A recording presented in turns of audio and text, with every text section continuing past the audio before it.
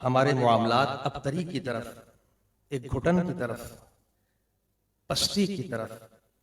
تباہی اور بربادی کی طرف کسی بھی زاویوں سے آپ دیکھیں، اخلاقی پستی وہ ہمارے سامنے ہے۔ جو کچھ ہو رہا ہے اس وقت کالجز میں، یونیورسٹیز میں، بےہودگی، بے حیائی، اخلاقیات کا جنازہ وہ آپ کے سامنے۔ معاشرتی احوال دیکھیں، سیاسی احوال دیکھیں، اس میں ایک عجیب کیفیات ہیں، عجیب معاملات وہ آپ کے سامنے ہیں۔ جو گھٹن ہے، جو کیفیت ہے، سچ سچ رہا ہی نہیں ہے، مطلب جھوٹ ہی سچ ہے، تباہی، غلط بیانی، جھوٹ فریب، جو کچھ اس وقت ہماری پالیٹکس میں، ہمارے ملک میں، ہمارے حالات ہو رہے ہیں، ہم سامنے اپنی آنکھوں سے دیکھ رہے ہیں۔ سب کچھ ظلم نہیں رہا ہے، ظلم ہوتے ہوئے دیکھتے ہیں، سب کچھ ہو رہا ہے، مطلب ہمت اور معاملات اور امور ہم کہاں جائیں، ہر طرح سے گھٹ رہے ہیں، مر رہے ہیں جس پستی اور انحطاط کی طرف۔ اس سے بڑھ کر یہ کہ جو اہل علم تھے، یعنی کہا جاتا ہے کہ جو علم والے ہیں، لوگوں کو نصیحت کریں گے، بتائیں گے، وہ چلو رائے، ان کے حالات دیکھیں، وہ آپس میں لڑ رہے ہیں اور ایک عجیب کیفیات ہوئی، وہ ایک علیحدہ پستی کی طرف ہے، وہ ایک علیحدہ ڈیٹیریوریشن۔ اور اب تو اس سے بڑھ کر ہے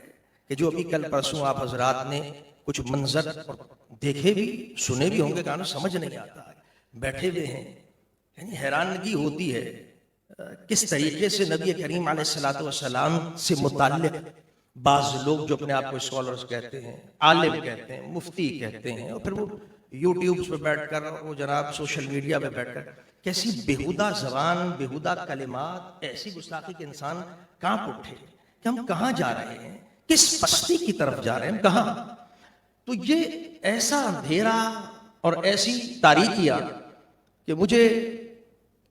نبی کریم علیہ الصلوۃ والسلام کی تشریف آوری سے پہلے کے وہ واقعات یاد آ جاتے ہیں جب میرے حبیب کی ولادت نہیں ہوئی تھی، اور اس وقت عرب کے حالات کیا تھے، کیا احوال تھے، ان کی تاریکیاں، ان کی گناہوں میں پڑا رہنا، پستی، ہر طرح کی پستی، اخلاقی کیا، علمی طور پہ کیا، انٹلیکچوئل لیول پر کیا، پولیٹیکل لیول پہ کیا، ہر زاویے سے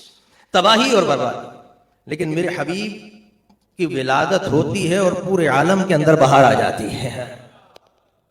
تشریف آوری کا کمال ہے، تشریف آوری کا کمال ہے۔ وہ تو ایک بڑا خطبہ بھی دیا تھا نا جعفر طیار رضی اللہ تعالی عنہ نے، جب بادشاہ جو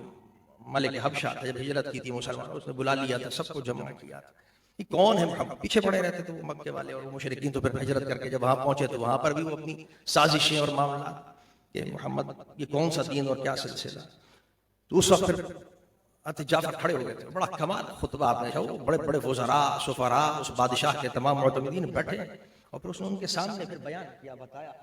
کہ بادشاہ جن کو تم سمجھ رہے ہو کہ مکے کے اندر کوئی نیا دین اور نئی چیز اور سب پریشان ہیں اور ہمارے لیے لوگ سازشیں کر کے یہاں تک تم تک بھی شکایتیں پہنچا رہے ہیں، تو سنو ہم تمہیں بتاتے ہیں، ہم تو رہنے والے ہیں نا اس علاقے کے، ہمیں تو پتہ ہم کیا کس حالت میں زندگی گزارتے تھے۔ ہمارا حال تو یہ تھا کہ نعبد الاسنام، نأکل المیتہ، نقتل الفواحش، نقطع الارحام، یأکل القوی منا الضعیف۔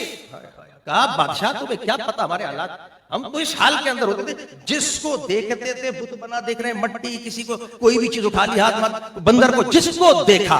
اسی کے آگے ہمارا سر جھک جایا کرتا تھا، یہ ہماری پستی تھی۔ ہمارا حال یأکل من الضعیف، جو کا ہر قوی ضعیف کو کھاتا تھا، نوچتا تھا، طاقتور ہو، فرعون تھے، ظلم کے بعد جس کو دل چاہا اٹھا لیا، مار دیا، کوئی پوچھنے والا نہیں تھا۔ نأکل المیتہ،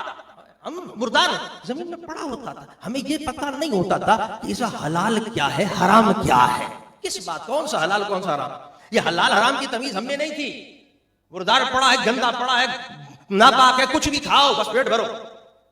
ہم تو مار دھاڑ حیوانیت کی زندگی، نقطہ الارحام، ہمیں پتہ نہیں تھا باپ کیا ہوتا ہے، ماں کون ہوتی ہے، یہ بھائی بہن کے رشتے کیا ہوتے ہیں، نقطہ الارحام، ہم تو کاٹتے تھے رشتہ داریوں، ہم تو قتل کر کے فخر کرتے تھے، مر کے فخر کرتے تھے، نہ